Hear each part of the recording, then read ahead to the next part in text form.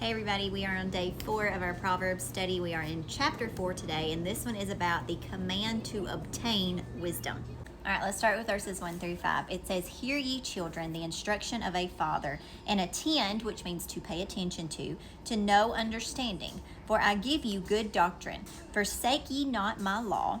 For I was my father's son." He was David's son. We're talking about Solomon here. Solomon is speaking, and he's saying, I was my father's son.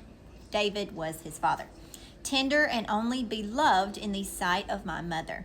He, David, taught me," Solomon, "also, and said unto me, Let thine heart retain my words, keep my commandments, and live. Get wisdom, get understanding, forget it not. Neither decline from the words of my mouth."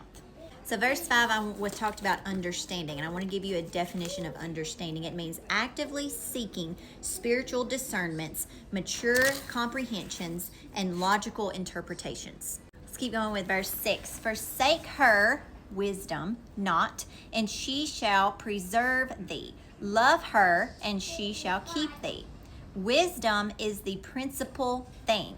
Therefore, get wisdom, and with all thy getting, get understanding." I really wanted to break down verse 7 because it says, "Wisdom is the principal thing." Principle meaning fundamental truth. In Latin, it means foundations. Christianity cannot stand without wisdom. Understanding is a step between knowledge and wisdom.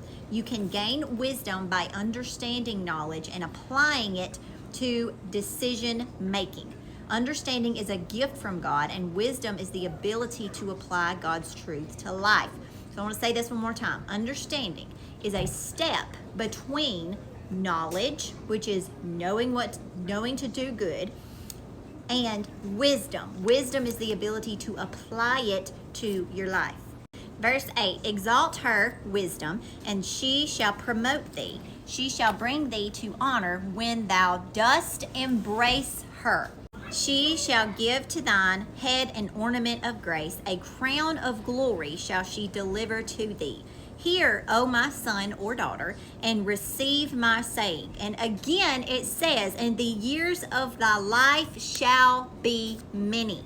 Now, yes, is this talking about life eternally? Absolutely. But I'm claiming it for my physical life too, in the name of Jesus.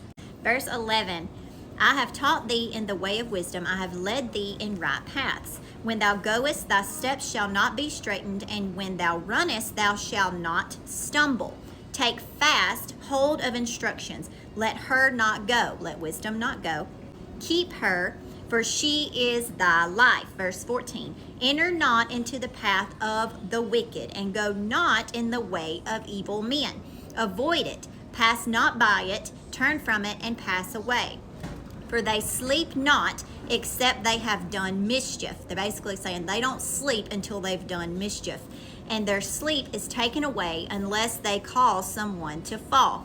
Verse 17, "For they eat the bread of wickedness and drink the wine of violence." So I wanted to point out how they talked about the bread of wickedness. Jesus talks about the bread of life in the New Testament. The bread of life gives you wisdom. It gives you understanding. Whereas the bread of wickedness gives you the opposite.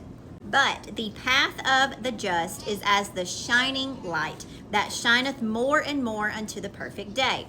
The way of the wicked is as darkness. They know not at what they stumble." Verse 20, "My son or daughter, attend to my words. Incline thine ear unto my saying. Teach your ear to have an ear to hear what the Spirit of God is saying.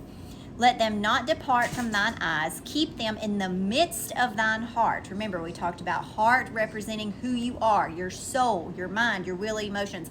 Everything about you is your heart in this verse. "For they are life unto those that find them, and health to all their flesh." Again, talking about health. Wisdom brings health, spiritual, and I believe physical. Verse 23, "Keep thy heart with all diligence, for out of it are the issues of life." You know how people say, guard your heart, for out of it flows what's in it? Keep your heart. Guard your heart. "Put away from thee a froward mouth," or meaning perverse, vulgar mouth, "and perverse lips put far from thee," aka watch your mouth. Verse 25, "Let thine eyes look right on, and let thine eyelids Look straight before thee. Ponder the path of thy feet, and let all thy ways be established. Turn not to the right nor to the left. Remove thy foot from evil. This one may be my favorite one we went over so far. A lot of good little nuggets in it. I hope you enjoyed it. Tomorrow we will be doing chapter 5, and I will see you then.